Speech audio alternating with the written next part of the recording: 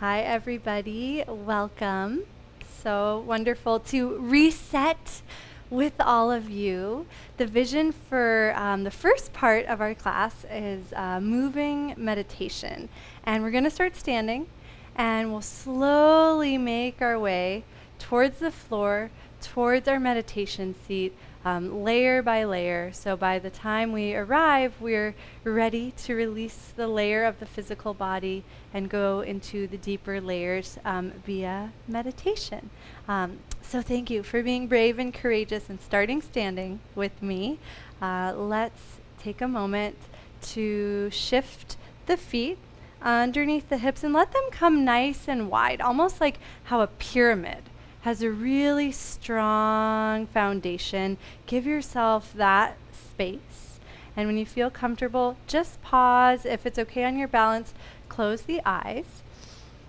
And start to notice the outer edges of your physical body. So you might feel the sensation of the clothing resting on the skin, the temperature of the air, perhaps even the movement of the air, if there's a fan or something.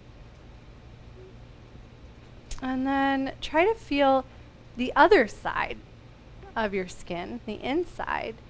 Notice how the breath stimulates that inner space, and even how your inner gaze can just energize the space between the skin. And just take a couple of smooth and steady, natural breaths. And just imagine or even feel that the breath is filling this inner space and starting to invite nourishment into these deeper layers beyond the physical body. And we'll stay connected to our breath flow as we add some gentle movement. So bend the knees a little bit, turn the palms forward, bring a little extra weight in the heels, and make sure the joints feel supported yet relaxed. So there shouldn't be any pressure in the knees, the ankles, the hips. If you feel that, try to make adjustments until you can be more supported and more balanced. Let's all rock. Weight in the heels. And then keep the big toe anchored. So it shouldn't feel like you're going to fall backwards, right? There's that connection to the earth. And then bend the left knee a little bit, shifting slightly to the left. And then push into the left foot, slow motion, as if you were in water, just floating from side to side. Great. And so we'll continue with this movement. And depending on how you're feeling today, you might need a bigger movement to awaken sensation in your body. As your awareness allows, play with moving slower and maybe even smaller. And just see if you can witness the shifting in the feet. Try to keep contact, especially with that outer edge of each foot, letting the arch stay lifted, big toe stays anchored, weight in the heel.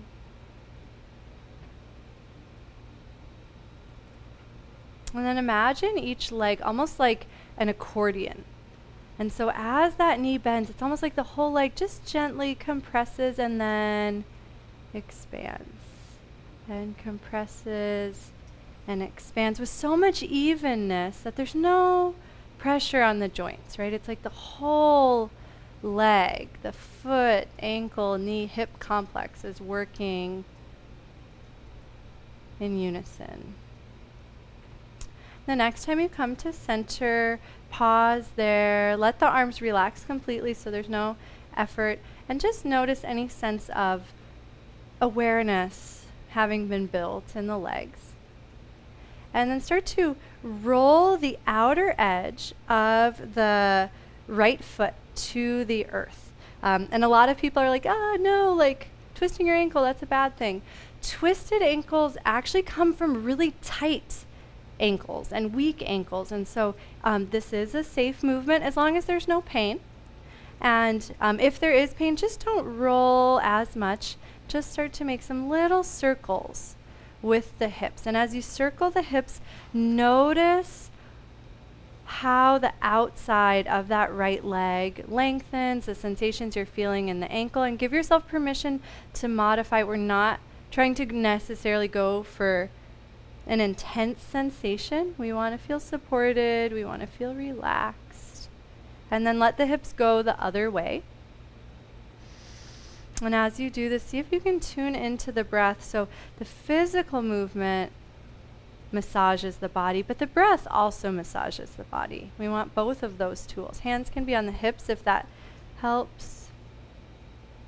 And then bring the underside of the foot to neutral and just notice any sensation on that right side.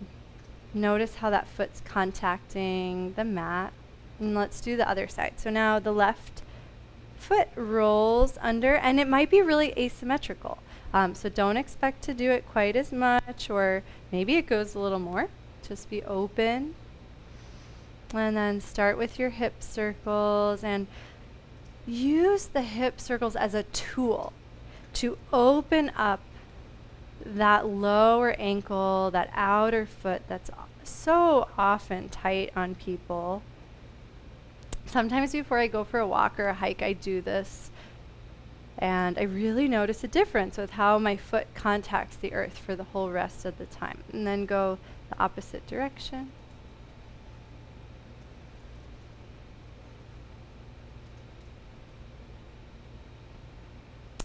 And then come to center, let that foot re-neutralize, and just bring your awareness there, noticing how it might feel different. Take a couple of breaths and just imagine the breath traveling all the way down to the soles of the feet. And keeping the weight in the heels, bend both knees. And I'm turning just so you can see my body mechanics here. Send the hips back, so that will keep the weight in the heels. And then slowly rise up. And the next time you do this, let the hands float forward. And then pulse up. And start to notice this opposition of the hips reaching back and the arms reaching forward. And now, instead of one leg at a time being an accordion, your whole body is the accordion. See if you can feel that sensation of even compression and then even expansion. And though the weight is in the heels, keep awareness in that big toe. Keep awareness in the outer edge of the foot, and just feel any sense of the foot spreading out and supporting you as much as possible. The next time you come up, pause there, and let's go one leg at a time. So bend just the left knee and reach just the right hand forward, just to make it interesting. And then push into the left foot and let both arms float down. And then go the other way. So it's opposite hand and foot, and then back to center. And start to let the movement originate from pushing down into the bottom foot to float back to center. And then it pushes you all the way over. You're welcome to pause in the center, or just go right to the other side, almost more like a speed skating movement. And start to notice if the hips and the legs are craving a little bit of space. If they are, let them express themselves. Maybe the feet heel toe out a little bit more, not because we're trying to stretch, but just because it feels good. And the next time you come over to the right, pause there, and just gently start to bow over the right leg. And float the hands back, keep the weight in the heel, or place the hands on the thigh. Take a breath through the back body, and then push down into the right foot. Feel that energy sending you up and slightly over to the left. Turn out the left toes, float the hands for Virabhadrasana 2, and check in with the hips. If it feels like there's a lot of stretching happening in the right hip, I recommend turning the right toes in a little bit, floating the left foot in a little bit so that the hips are almost integrating and lifting more so than opening and externally rotating. And play with pushing down into the feet and almost drawing that energy up through the pelvic floor, up through the core, all the way into the diaphragm. And as you take a full breath, see if you can feel how your breath intersects with this buoyant hip posture. And then turn the toes back to center, and we'll do the same thing on the other side. So now we bend the left knee, weight in the left heel, hands either to the thigh or let them float back. If you want to fold forward a little bit more, yeah, if it feels good, don't be afraid to bring the left sit bone toward the left heel, but you don't have to. And then push down into the left foot. Let that energy push you up and over to the right. Turn the right toes out and find your Virabhadrasana 2, but let it be really gentle. We're not going for a stretch, more of a just solid floating pose, and push down into the feet. Feel the buoyancy through the inner leg line all the way up to the diaphragm. You can gaze to the right if you'd like. And then let's try that a couple of times on each side. So right foot bends, and you might go a little lower if you want, and then let that propel you up and over to the left. But instead of holding, come back to the right and just take a couple of pulses. Now that you know what that shape is like, nice. And make sure you can breathe. And you can sync your movement to these poses however you want. I'm enjoying exhaling into the modified Skandasana and inhaling to float up, but there's no right or wrong. And if at any point something is feeling really nourishing, give yourself permission to pause there and breathe and explore. And the next time you're in Virabhadrasana 2, to the left, pause there, push into the right foot, let it reach you over to the left, push into the left foot, reach slightly back, and just take a couple of these waves and let the waves get smaller and smaller, but you just feel this gentle snaking through the spine. Nice. Yeah, you can let your head bobble. I can tell you're relaxed, cat. It's beautiful. And then release the left hand to the thigh and just almost yawn with the right side of the body, just letting the right side open, and push into the left foot, slowly filling the body, reaching up, turn all 10 toes, and we'll do that same sequence to the other side. So now we start on the left, and give yourself permission each time to pulse a little differently, to pause, to rock. Just start to notice where the body is craving the movement. I'm noticing that as I come down into Skandasana, it feels really good to lengthen the inner leg line. And so I might pause and release my right hand to increase that. Just give yourself permission to explore.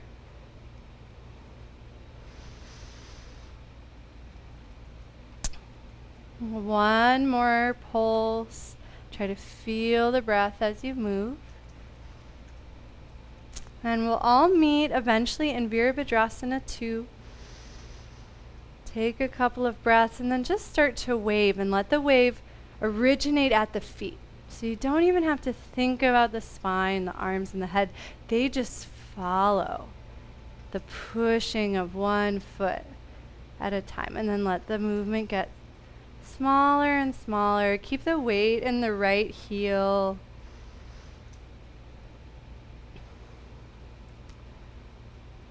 And then turn all 10 toes towards me. Gently heel, toe, the feet in, and enjoy that massage in your hip socket. Let the feet land underneath the hips and just pause for a moment. That was a lot of hip opening. I got inspired. That wasn't the plan, but just notice any sensation through the legs, any increased space in the hip sockets.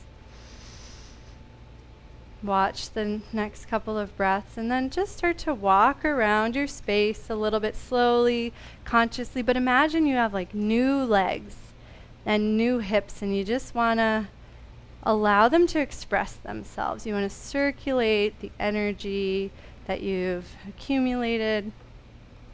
And you can even use that visualization of the accordion if that's helping you. You can just imagine the legs compressing and expanding in this really effortless way, full of prana, full of energy and life force. And then make your way back to your mat, and actually to the back of your mat. Back to the back of your mat. The right side will be towards the screen. Tejavan, you can be however you want to be.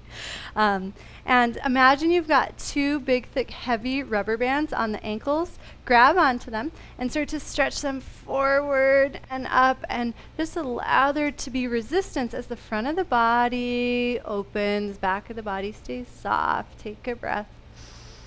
And then slowly let that pull win. So you start to tilt forward, bend the knees, crease at the hips. Hands can release towards legs or towards the floor. Pause, letting the head hang. And then let the feet come a little bit wider towards the edges of the mat. And just start to sway the hips from side to side. And one knee will bend a little bit more. So as the hips go to the right, bend the right knee and vice versa. And then start to paw the hands forward, just allowing the spine to spill out of the pelvis. Can come on to the balls of the feet as you do this, slowly making your way through down dog to a plank pose option to lower the knees. Actually, let's all lower the knees.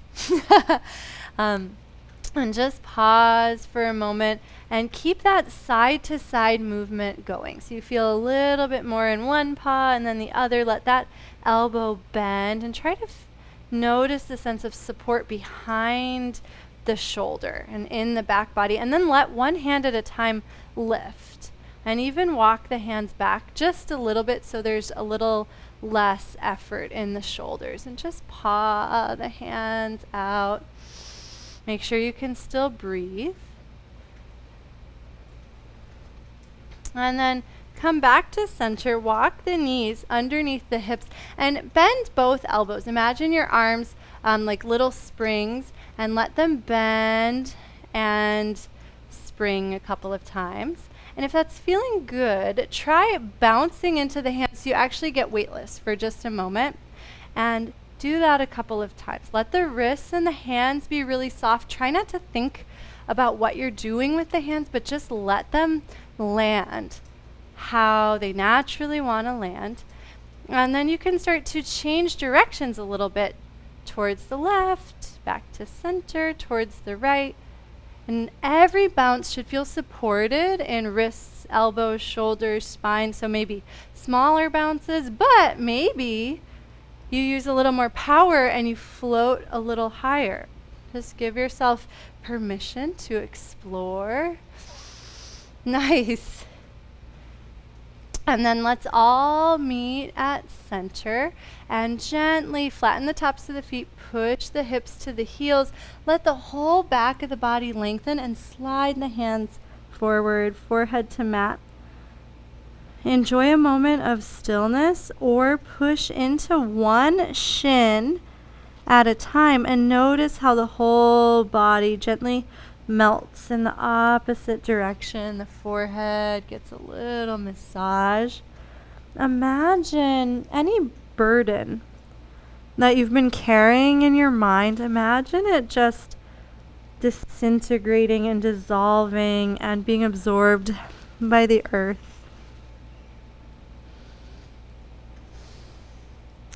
And then tent the fingertips and just notice how that brings a little more energy to the arms. And walk one hand in at a time. Let the elbows be soft. Try to be as supportive as possible. Slowly making your way up to kneeling. And then 2 options here. If it's comfortable to sit on the heels, you can stay just like this, or feel free to grab a block or a cushion if it's comfortable to have the hips up a little higher. And at this point, you can turn to face me.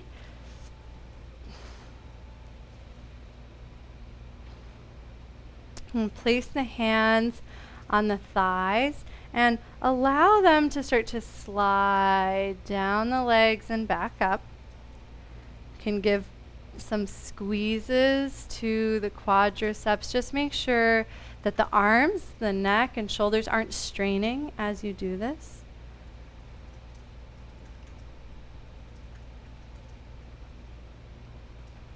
The next time you start to slide forward, let the hands come to the earth, push into the hands, and just breathe into the back of the body, letting the spine lengthen from the bottom up. And as you do this, make sure that the shoulders are staying anchored on the back so there's no tension in the neck.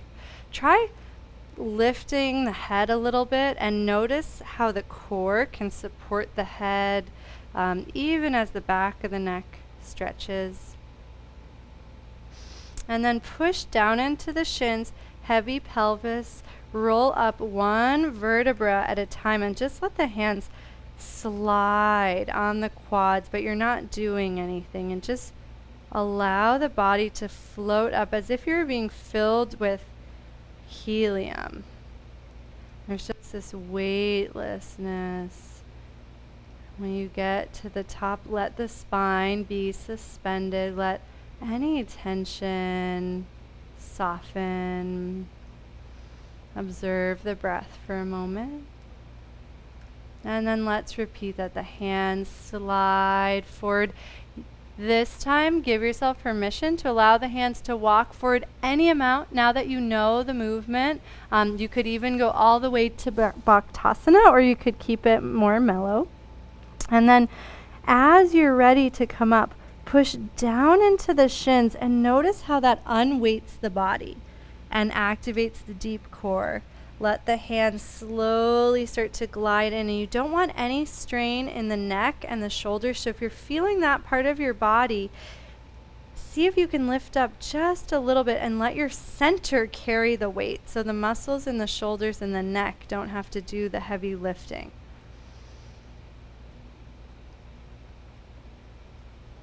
This time we'll add on, so float up to kneeling. Let the hands float back and let the front of the body open ever so subtly. And you don't want to feel this in the low back. Instead, just let the front of the body open any amount. Beautiful. And then sit the hips back down, slide the hands along the thighs, going as far as you want forward, sliding down to Bhaktasana or to a cat pose, whatever feels best to you. And then slowly floating back up, this time floating all the way into that high kneel. Take your time and just let that energy of unfolding keep going as the front of the body opens, but it's just as slow and steady. One more time.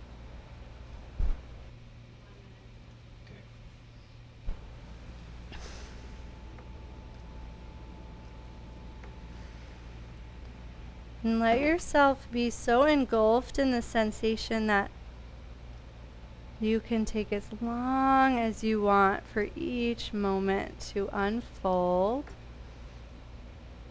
Oh, I'm so proud of you. I was the one that went the fastest, so you guys all won that round. Way to go. And then gently, whenever you've unfolded the body, come back to neutral and notice any sense of spaciousness, not just physically, but subtly as well.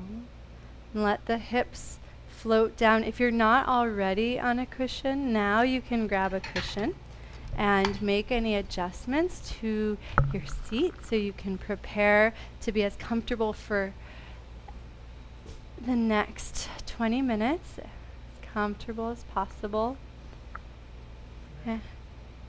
And as you eventually find your way to stillness, notice if you can even feel that process of the physical body becoming still and the deeper layers of the breath, of the mind and the energetic body starting to come to the forefront. And I'll hand it over to Satyam.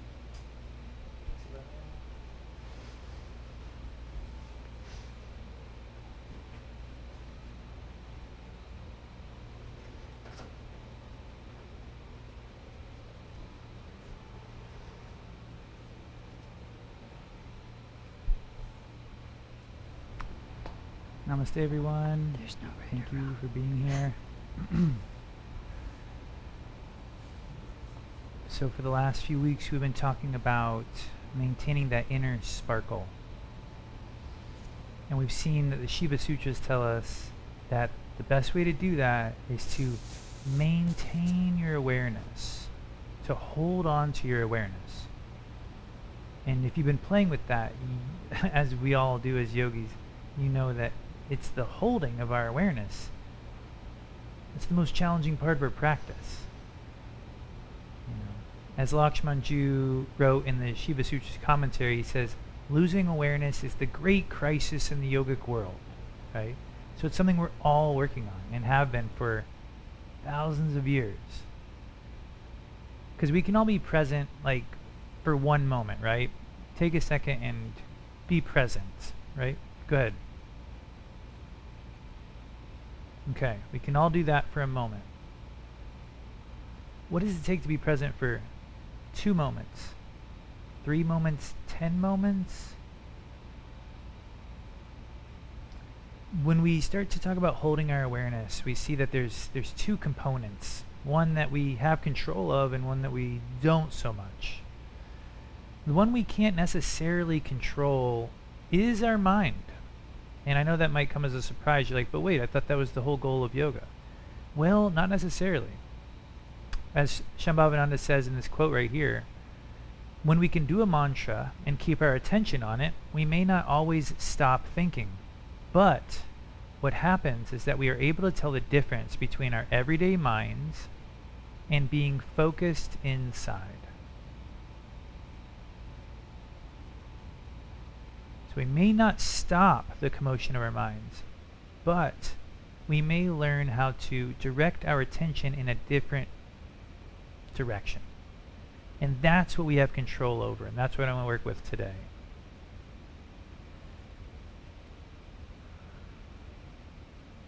This capacity for directing your awareness is your most valuable asset as a yogi, and it's also very overlooked. And the Shiva Sutras, Lakshmanjoo actually has a really great quote that encapsulates this concept. And I boil it down to the word sincerity of practice, to sincerity itself. And here's how Lakshmanjoo talks about sincerity. Your effort must not be artificial, akrita. It must be absolutely natural, filled with intense desire and fervent longing, and originating from the center of the heart. That's what we have control over. We can all do this, and we can all practice this, and we can get better at this, and this is what makes all the difference. You have the power to repeat one mantra, and then to repeat a second mantra with a little bit more sincerity than the first. And you have the power to repeat your 5th mantra with a little bit more sincerity than the 4th. You have that power. It's a superpower, and it actually defines your practice. And so when you hone in on that power, that's how you start to unlock it. But no one can unlock it for you. There's no trick to unlocking it. In fact, the Shiva Sutras tell us that the revealed is only revealed to, this is going to be funny, the revealer. Meaning, only through your practice can you actually do this thing. In this case, practice more sincerely. Only through practice. So that's what we're going to do right now. Allow your attention to just settle into your body and into your breath. Soften in the jaw, swallow, keeping the mouth shut, and feel the tongue sort of lift gently towards the back of the mouth.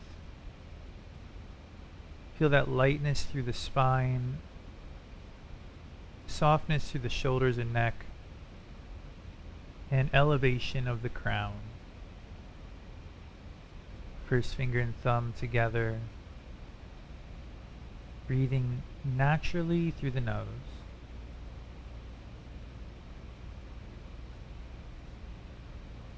And just start by making the breath flow even and smooth. Nothing too elaborate.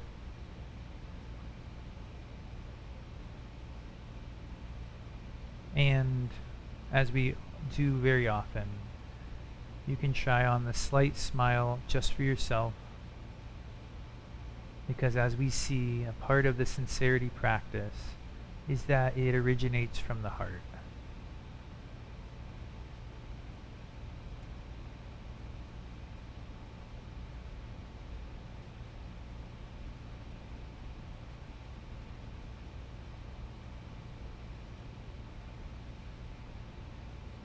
And so begin to repeat the mantra Om Namah Shivaya silently with your breath. It's on the screen if you need, or if it helps to see it, the lineage mantra of Shambhavananda Yoga.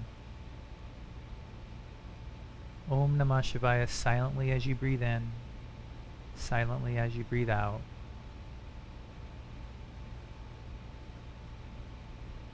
And picture yourself repeating that mantra down from the heart, right? Those little lips, or that vibration, or those words.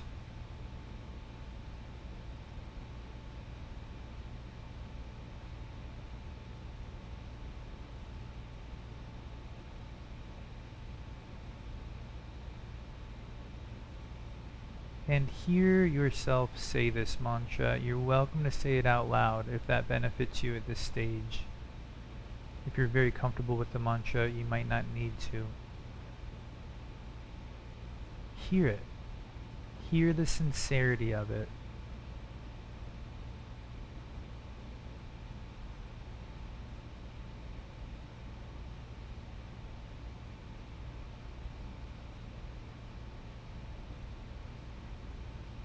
And know that no matter how sincere you are, there is one layer above that.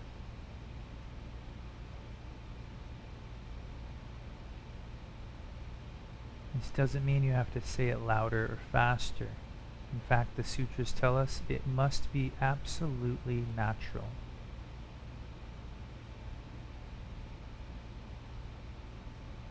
It means you have to care about it more.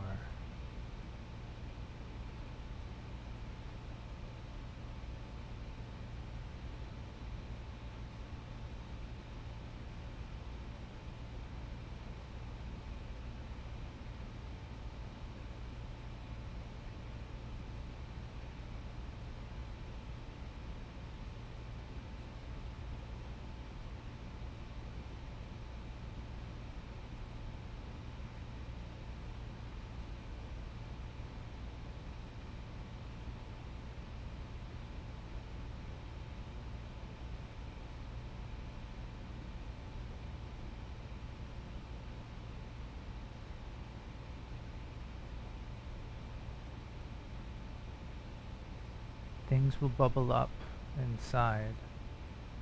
Thought waves, patterns.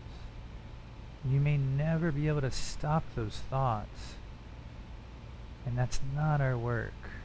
Our work is to redirect our focus inside.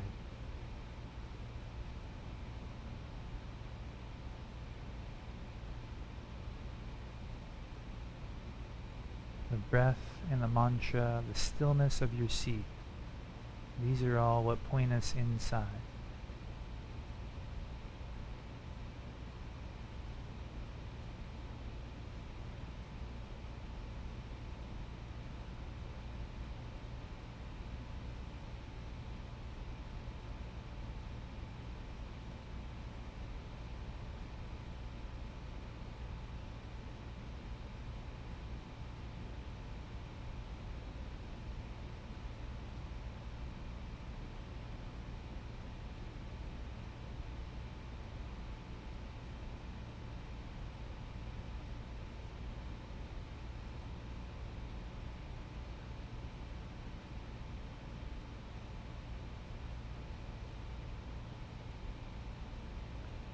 You don't have to push away anything.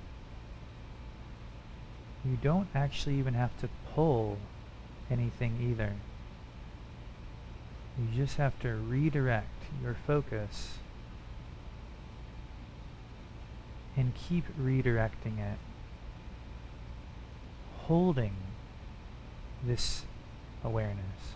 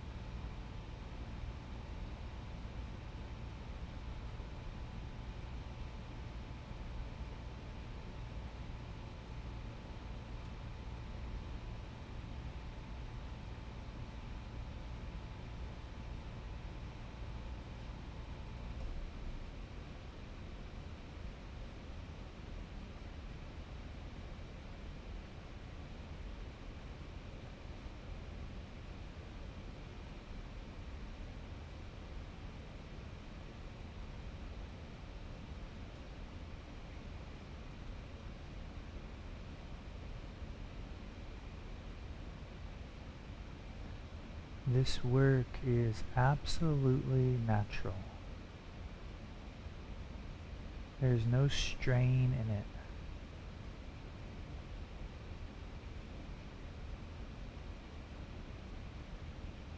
Redirecting your awareness inside, letting the thoughts float by or swing by like a monkey mind.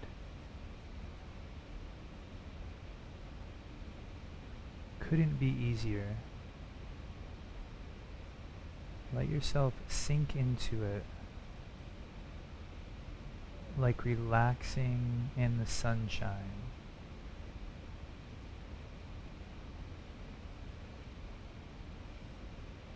Let the creases of the forehead melt. Let the shoulders sink. Let the belly relax.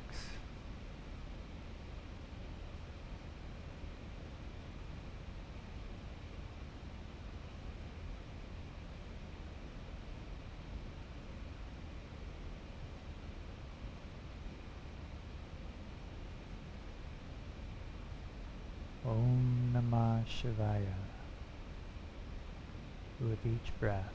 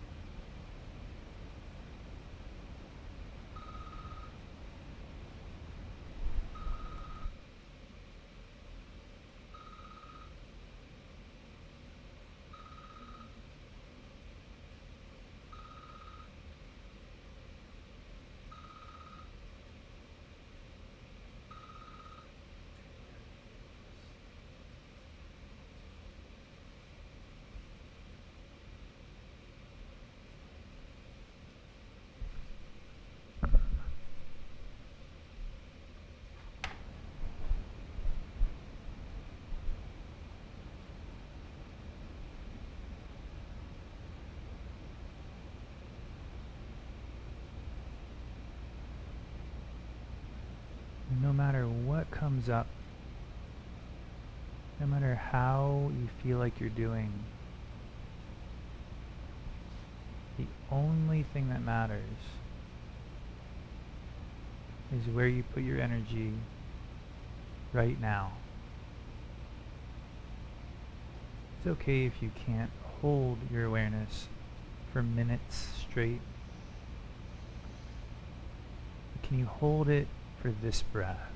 Can you hold it for this mantra?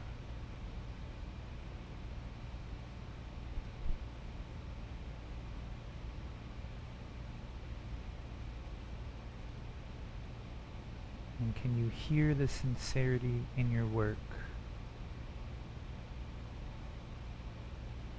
And work to increase that.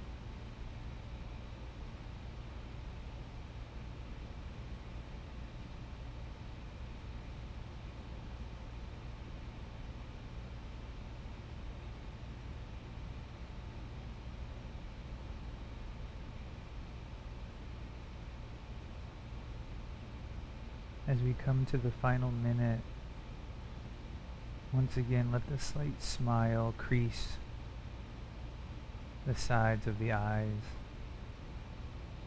And practice holding that.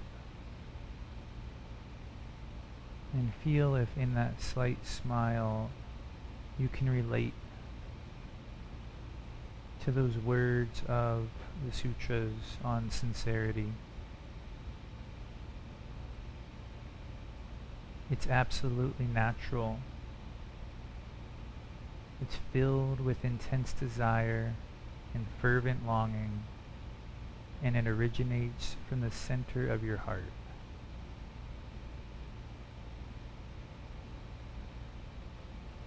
Feel that sincerity and the slight smile, and then breathe it in with your mantra and your breath.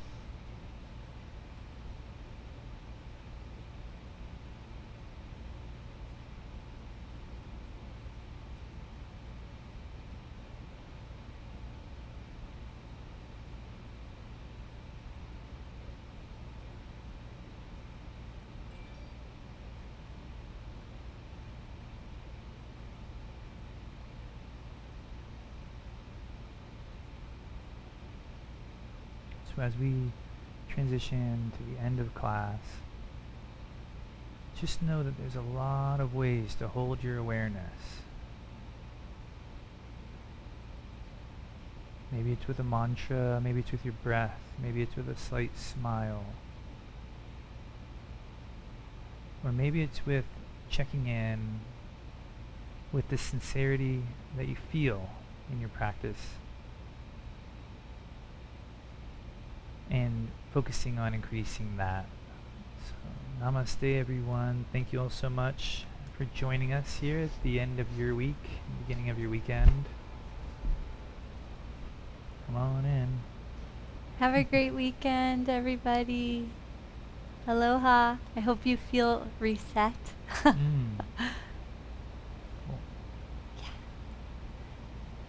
See you soon. Okay. Namaste.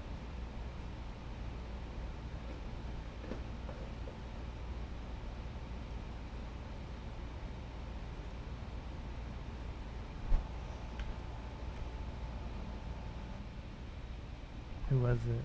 Anything important? It was not a number that I knew, so maybe it was a nurse or something. Said no call already. Oh, Said like we'll see. 808. See what the voicemail says.